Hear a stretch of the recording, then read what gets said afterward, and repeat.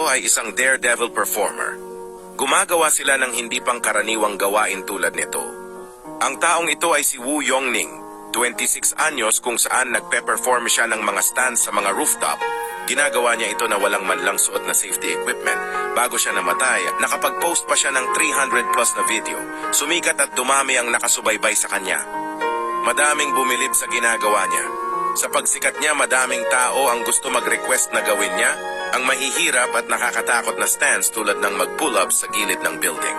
Bakit nga ba ginagawa nila ang gantong gawain? Dahil sa pera. Madaming tao ang nagbabayad ng malaking halaga para lang gawin ang request nila. Kaya tinatawag itong daredevil dahil sa mga utos na kakaiba at mapanganib. Ngunit ang pinakahuli niya naging performance ay sa tuktok ng 62-story Chinese skyscraper. Siya ay umakyat dito na walang gamit na safety equipment. Lakas ng loob at lakas ng katawan ang gamit niya.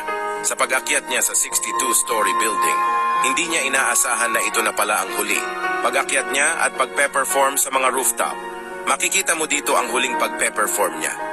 Naging maayos ang unang parte ng kanyang pagpe-perform.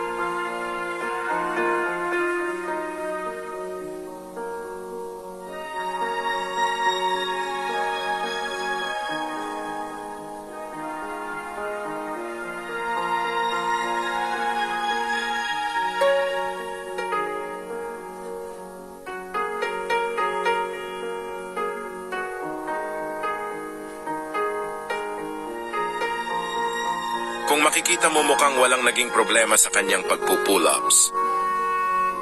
Ngunit sa dami at tagal niya nagpupull-ups, nahirapan na siya itaas ang kanyang kamay.